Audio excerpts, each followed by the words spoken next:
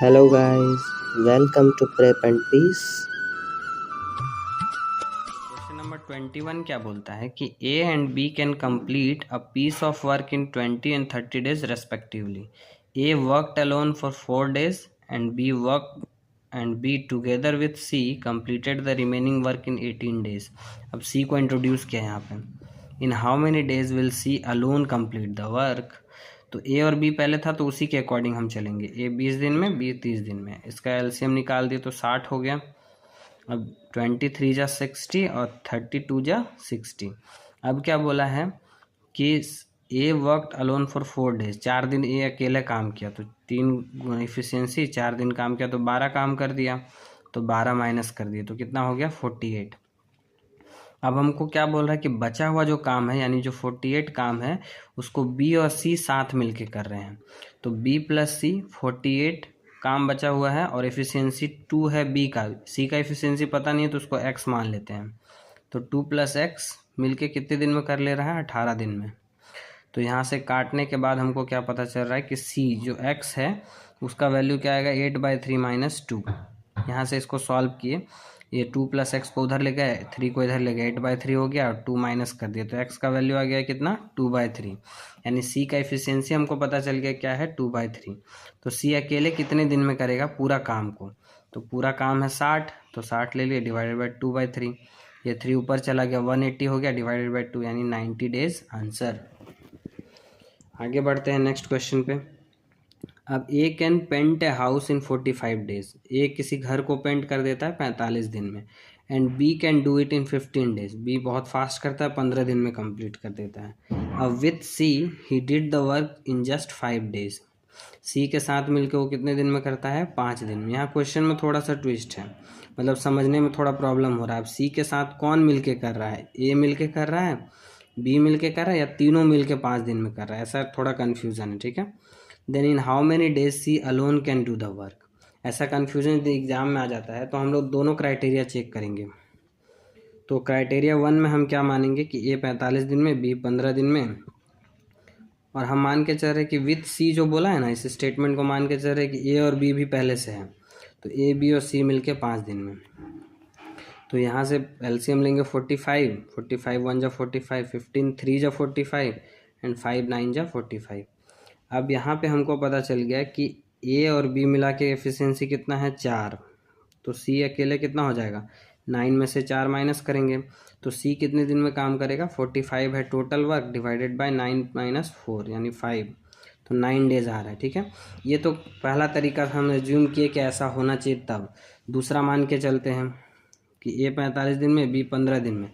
अब ये with C he did the work in just 5 days, तो हम मान के चल रहे कि बी और सी मिलके, तो बी और सी मिलके 5 दिन में। तो ऐसे सॉल्व करने का कोशिश करते हैं सेम पैटर्न पे।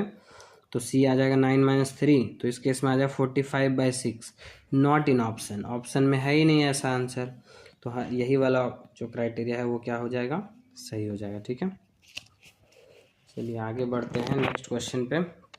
क्वेश्चन नंबर 23 क्या बोल रहा है कि A can do 40% of a work in 12 days while B can do 60% of the same work in 15 days. Both work together for 10 days, 10 दिन तक काम किया। फिर C complete the remaining work in 4 days। अब C जो बचा हुआ काम है 10 दिन काम करने के बाद ये दोनों काम छोड़ के चला गया, तो C आया और वो बचा हुआ काम को 4 दिन में किया। अब पूछ क्या रहा है कि ए बी और सी यदि मिल के करेंगे तो 28% ऑफ द वर्क कितने दिन में कर लेंगे, वो पूछा जा रहा है। ठीक है, पूरा काम नहीं 28%। ठीक है, तो ए क्या करता है, क्या बोला है क्वेश्चन पहले 40% 12 दिन में करता है। ठीक है, तो 40% यदि 12 दिन में करता है तो 1% कितने में करेगा 40/12 में। ठीक है, 100% कितने में करेगा, तो 12/40 इंटू 100 कर देंगे। ठीक है, तो इस तरह से हम निकालेंगे कि पूरा काम कितने दिन में करेगा। तो इसको काटने के बाद आ रहा है 30 दिन में ये पूरा काम करेगा।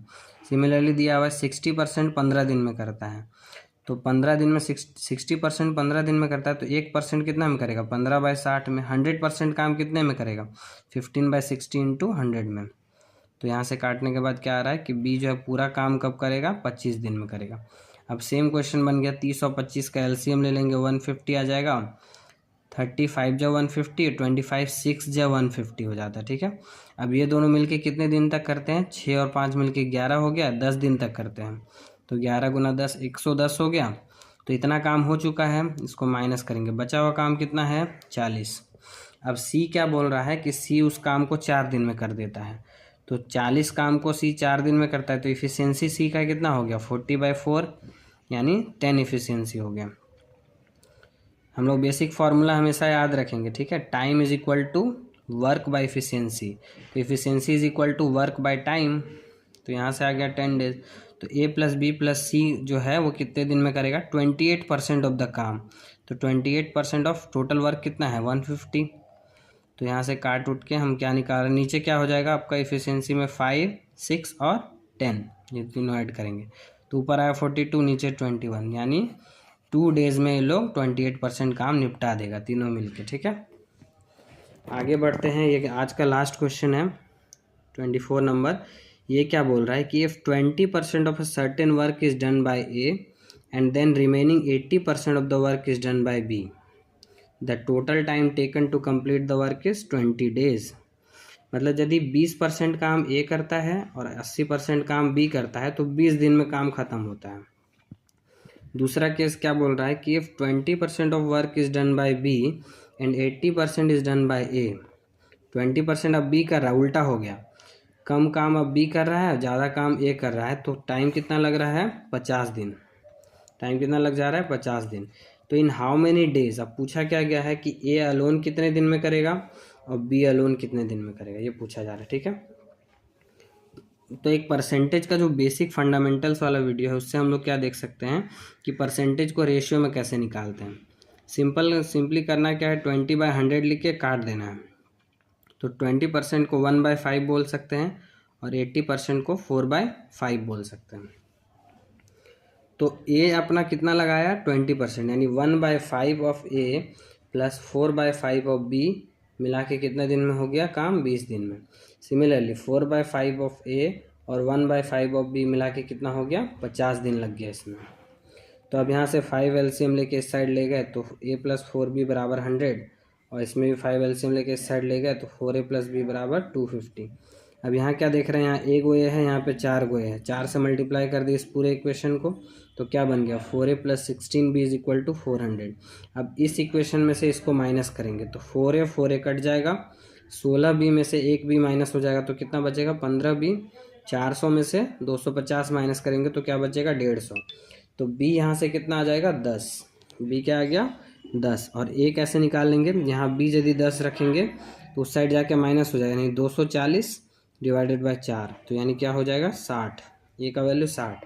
तो ए 60 दिन में कर सकता है उस काम को और बी 10 दिन में कर सकता है, बी का एफिशिएंसी ज़्यादा है। तो ये हो गया आंसर, पहला ऑप्शन होगा 60, ऑप्शन नंबर डी, और दूसरा वाला का क्या हो जाएगा ऑप्शन नंबर ए। ये आंसर है फाइनल।